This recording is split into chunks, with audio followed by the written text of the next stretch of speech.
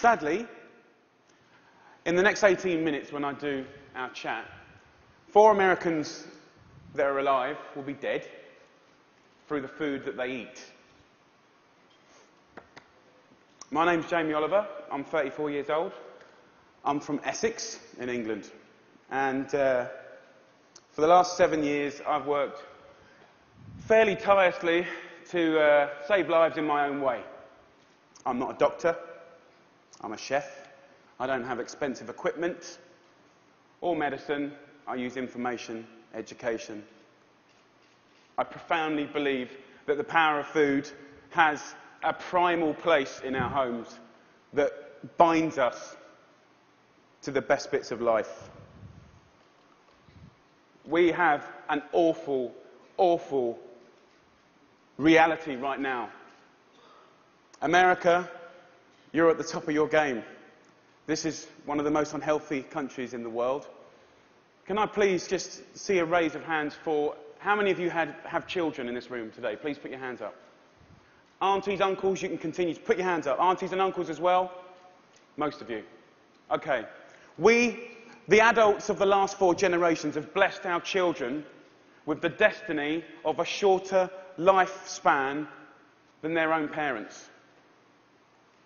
Your child will live a life 10 years younger than you because of the landscape of food that we've built around them. 2/3 of this room today in America are statistically overweight or obese.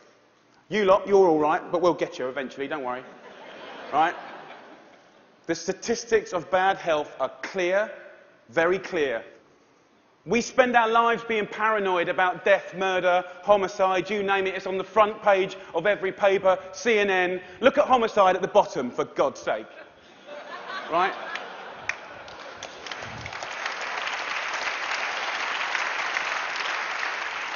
Every single one of those ones in the red is a diet-related disease.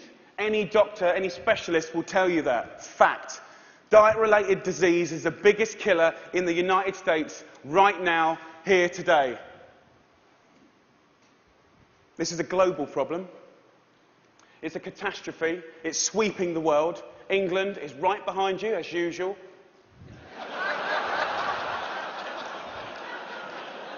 I know they were close, but not that close. We need a revolution. Mexico, Australia, Germany, India, China, all have massive problems with obesity and bad health. Think about smoking. It costs way less than obesity now. Obesity costs you Americans 10% of your healthcare bills, $150 billion a year. In 10 years, it's set to double, $300 billion a year. And let's be honest, guys, you ain't got that cash. I came here to start a food revolution that I so profoundly believe in. We need it. The time is now. We're in a tipping point moment. I've been doing this for 7 years. I've been trying in America for 7 years. Now is the time when it's ripe. Ripe for the picking. I went to the eye of the storm. I went to West Virginia, the most unhealthy state in America. Or it was last year. We've got a new one this year, but we'll work on that next season. Huntington, West Virginia, beautiful town. I wanted to put heart and soul and people, your public, around the statistics that we've become so used to. I want to introduce you to some of the people that I care about. Your public, your children. I want to show a picture of my friend Brittany. She's 16 years old.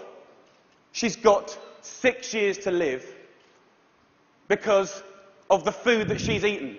She's the 3rd generation of Americans that hasn't grown up in a food environment where they've been taught to cook at home or in school, or her mum, or her mum's mum. She has 6 years to live. She's eating her liver to death. Stacey, the Edwards family. This is a normal family, guys. Stacey does her best, but she's 3rd generation as well. She was never taught to cook at home or at school. The family's obese. Justin here, 12 years old, he's 350 pounds. He gets bullied, for God's sake. The daughter there, Katie, she's 4 years old. She's obese before she even gets to primary school. Marissa, she's all right. She's one of your lot. But you know what? Her father, who was obese, died in her arms. And then the second most important man in her life, her uncle, died of obesity. And now her stepdad is obese. You see, the thing is, obesity and diet-related disease doesn't just hurt the people that have it, it's all of their friends, families, brothers, sisters. Pastor Steve, an inspirational man, one of my early allies in Huntington, West Virginia. He's at the sharp knife edge of this problem. He has to bury the people, okay? And he's fed up with it. He's fed up with burying his friends, his family, his community. Come winter, 3 times as many people die. He's sick of it. This is preventable disease, waste of life. By the way, this is what they get buried in. We're not geared up to do this. Can't even get them out the door, and I'm being serious. Can't even get them there, forklift. Okay, I see it as a triangle, okay? This is our landscape of food. I need you to understand it. You've probably heard all this before, but let's just go back over it. Over the last 30 years, what's happened that's ripped the heart out of this country? Let's be frank and honest. Well, modern day life. Let's start with the main street. Fast food has taken over the whole country, we know that. The big brands are some of the most important powers, powerful powers in this country. Supermarkets as well. Big companies, big companies. 30 years ago, most of the food was largely local and largely fresh. Now, it's largely processed and full of all sorts of additives, extra ingredients, and you know the rest of the story. Portion size is obviously a massive, massive problem. Labelling is a massive problem. The labelling in this country is a disgrace. They want to self-police themselves. The industry want to self-police themselves. What, in this current climate? They don't deserve it. How can you say something is low fat when it's full of so much sugar? Home. The biggest problem with the home is that used to be the heart of passing on food culture, what made our society. That ain't happening anymore. And you know what, as we go to work and as life changes and as life always evolves, we kind of have to look at it holistically, step back for a moment and readdress the balance. It ain't happening, hasn't happened for 30 years, okay? I want to show you a situation that is very normal right now, the Edwards family. Let's have a talk. This stuff goes through you and your family's body every week. And I need you to know that this is going to kill your children early. How are you feeling? I'm just feeling really sad and depressed right now. That, I want my kids to succeed in life, and this isn't going to get them there. But I'm killing them. Yes, you are. You are. But we can stop that. Normal. Let's get on schools. Something that I'm fairly much a specialist in. Okay, school. So what is school? Who invented it? What's the purpose of school? School was always invented to arm us with the tools to make us creative, be able to do wonderful things, make us earn a living, etc., etc., etc. It's been kind of in this sort of tight box for a long, long time, okay? But we haven't really evolved it to deal with the health catastrophes of America, okay? School food is something that most kids, 31 million a day actually, have twice a day, more than often, breakfast and lunch, 180 days of the year. So you could say that school food is quite important, really, judging the circumstances.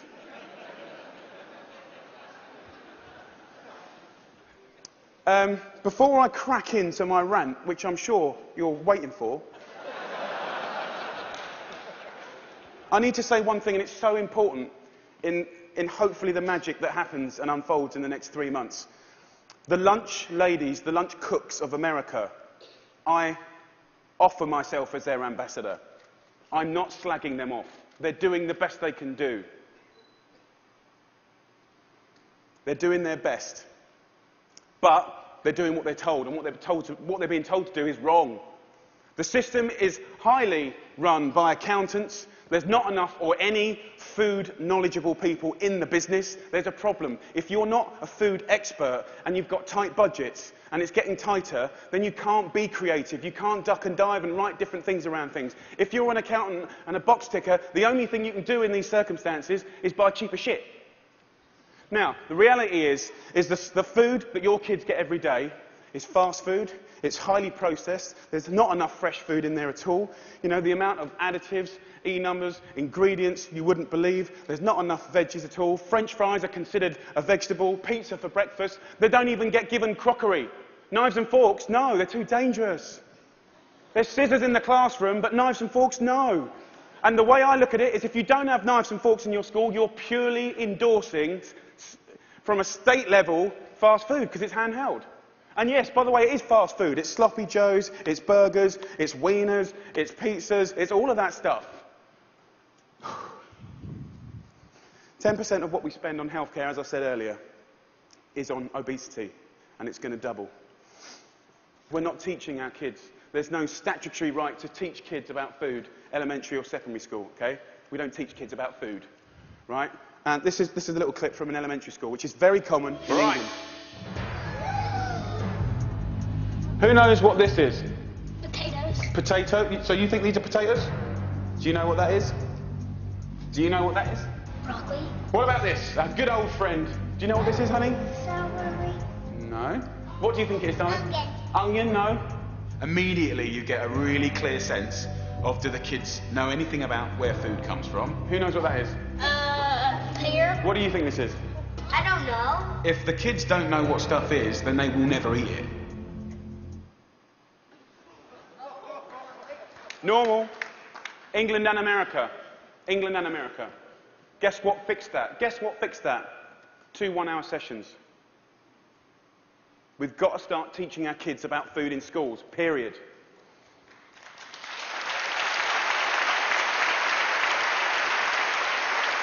I want to tell you about something that kind of epitomizes the trouble that we're in, guys, okay? I want to talk about something so basic as milk. Every kid has the right to milk at school. Your kids will be having milk at school, breakfast and lunch, right? They'll be having 2 bottles, okay? And most kids do. But milk ain't good enough anymore because someone at the milk board, right, and don't get me wrong, I support milk, but someone at the milk board probably paid a lot of money for some geezer to work out that if you put loads of flavourings and colourings and sugar in milk, right, more kids will drink it. Yeah. And obviously, you know, now that's going to catch on. The Apple board is going to work out that if they make toffee apples, they'll eat more apples as well. Do you know what I mean? For me, there ain't no need to flavour the milk, okay? There's sugar in everything. I know the ins and outs of those ingredients. It's in everything. Even the milk hasn't escaped the kind of modern-day problems. There's our milk, there's our carton. In that is nearly as much sugar as one of your favourite cans of fizzy pop, and they're having 2 a day. So, let me just show you. We've got one kid here having, you know, 8 tablespoons of sugar a day. You know, there's your week. There's your month. And I've took the liberty of putting in just the 5 years of elementary school sugar just from milk. Now, I don't know about you guys, but judging the circumstances, right, any judge in the whole world would look at the statistics and the evidence, and they would find any government of old guilty of child abuse. That's my belief.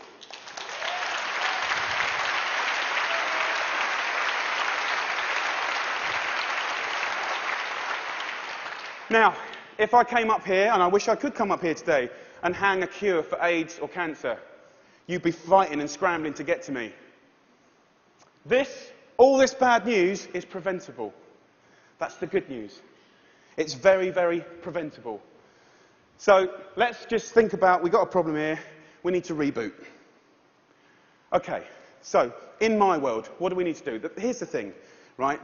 It cannot just come from one source. To reboot and make real, tangible change, so that I can look you in the white of the eyes and say, in 10 years' time, the history of your children's lives, happiness, and let's not forget, you're clever if you eat well, you know, you're going to live longer, all of that stuff, it will look different, okay?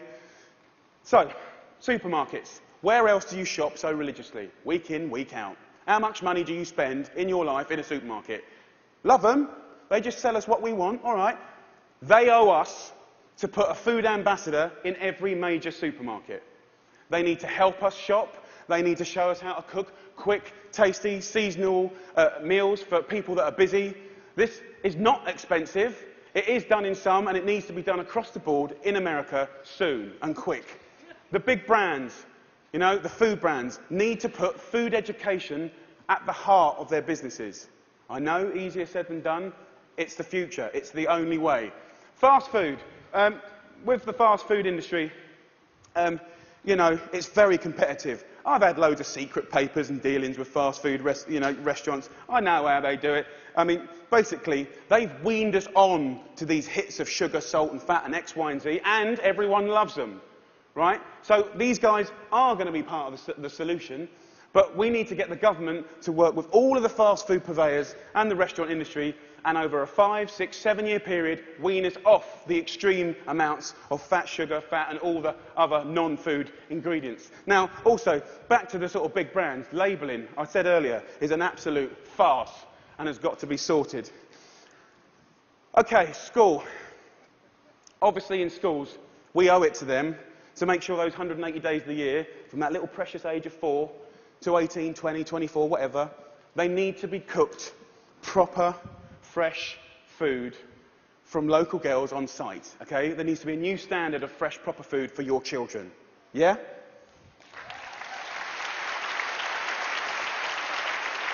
Under the circumstances, it's profoundly important that every single American child leaves school knowing how to cook 10 recipes that will save their life. Life skills.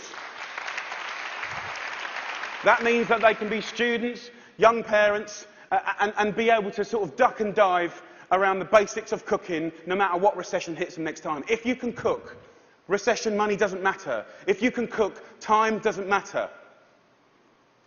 The workplace, we haven't really talked about it.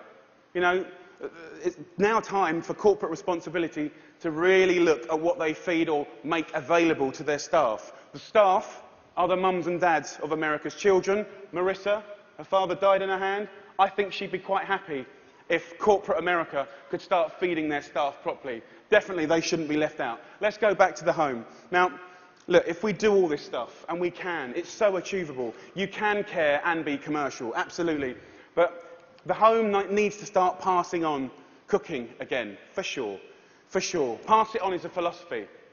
And for me, it's quite romantic, but it's about if one person teaches 3 people how to cook something, you know, and they teach 3 of their mates, that only has to repeat itself 25 times, and that's the whole population of America. Romantic, yes, but most importantly, it's about trying to get people to realise that every one of your individual efforts makes a difference.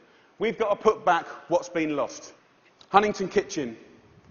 Huntington, where I made this programme, you know, we've got this primetime programme that hopefully will inspire people to really get on this change. I truly believe that change will happen. Huntington Kitchen, I work with a community. I worked in the schools. I found local sustainable funding to get every single school in the area from the junk onto the fresh food. $6.5 grand per school. That's all it takes, $6.5 grand per school. The kitchen is 25 grand a month, okay? This can do 5,000 people a year, which is 10% of their population, and it's people on people. You know, it's local cooks teaching local people. It's free cooking lessons, guys. Free cooking lessons in the main street.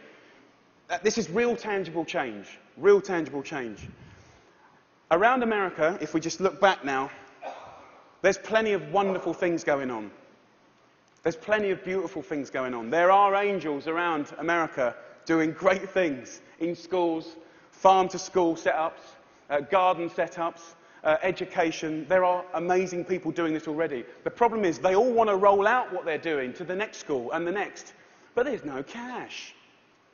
We need to recognise the experts and the angels quickly, identify them, and allow them to easily find the resource to keep rolling out what they're already doing and doing well. Businesses of America need to support Mrs. Obama to do the things that she wants to do.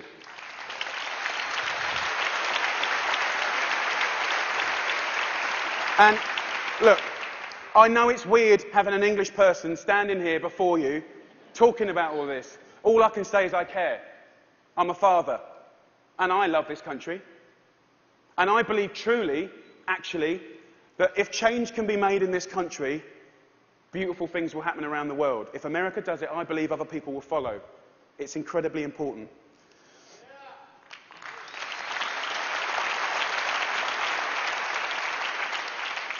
When I was in Huntington, trying to get a few things to work when they weren't, I thought, if I had a magic wand, what would I do? And I thought, you know what, I'd just love to be put in front of some of the most amazing movers and shakers in America. And a month later, Ted phoned me up and gave me this award. I'm here. So my wish.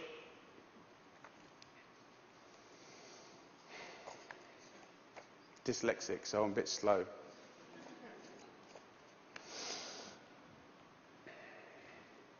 My wish is for you to help a strong, sustainable movement to educate every child about food, to inspire families to cook again, and to empower people everywhere to fight obesity.